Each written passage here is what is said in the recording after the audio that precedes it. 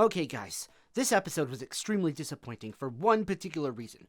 In the pirate planet, the fourth Doctor clearly states that he sat in Isaac Newton's apple tree, dropping apples on his head, and then explained gravity to him over dinner. In this episode, we see an apple fall on Isaac Newton from out of nowhere, apparently, like it did in history, and then the 14th Doctor and Donna come into TARDIS, and Tom Baker's nowhere to be seen. I'm just joking, of course. I actually really liked this episode. This week, we were treated to quite the episode. Yeah, Wild Blue Yonder was way weirder than I was expecting. This was RTD going crazy. It felt a little like he took his general concept for Midnight and blew it up 4 times as much with a bigger budget and made it crazier? Gotta be honest, parts of this were really bizarre, but in a good way. I like bizarre. The idea of these unknown beings from beyond the edges of the universe copying you to take your place is a terrifying concept. While the idea isn't entirely new, I'm not sure I've ever seen it done quite like this before.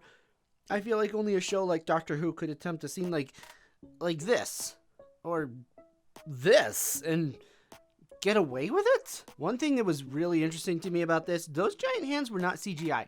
They were practical. They actually brought David Tennant and Catherine Tate in, scanned their hands, and made prosthetic models for them to wear. That's just crazy. And it looked like CGI. It just shows how bizarre it was and how good CGI can be sometimes, when I thought these were CGI at first. Speaking of the CGI, the CGI that was CGI in this episode is pretty good. Especially the exterior shots of the spaceship. Like when that drone flew out, Doctor Who never looked this good. You can tell there's a bigger budget. Although some of the CGI, was a little wonky. Like the giant Tennant and Tate looked a bit weird, but that did add to the overall unsettling nature of the episode. As did the tension both in the script and in the direction and in the editing. I like that it built the tension up over time.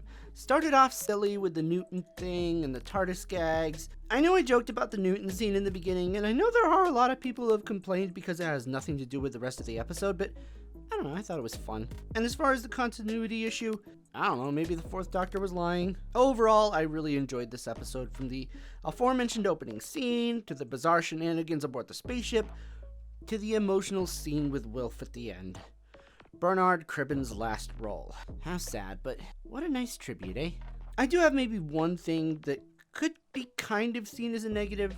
I'm not sure, though, that I view it as such, just maybe a little surprising. We're 2 episodes into what has been dubbed the 60th anniversary specials, and there's nothing really 60th anniversary celebratory about them so far. They've both been pretty good episodes, although I wouldn't call either of them the GOAT or the greatest of all time, but they've both been very good and very enjoyable. I do kind of hope the giggle is going to be more of a celebration, though.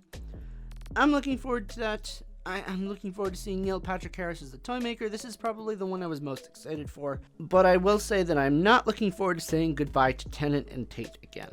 As someone who used to scoff at the idea of the Doctor regenerating back into David Tennant, I'm surprised how much I'm enjoying the concept. It's just being done really well, and it's going to be sad to see them go.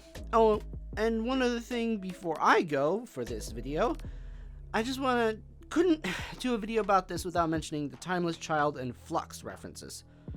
It's not being erased, folks. I know some of you were counting on that, and I'm sorry, it is what it is.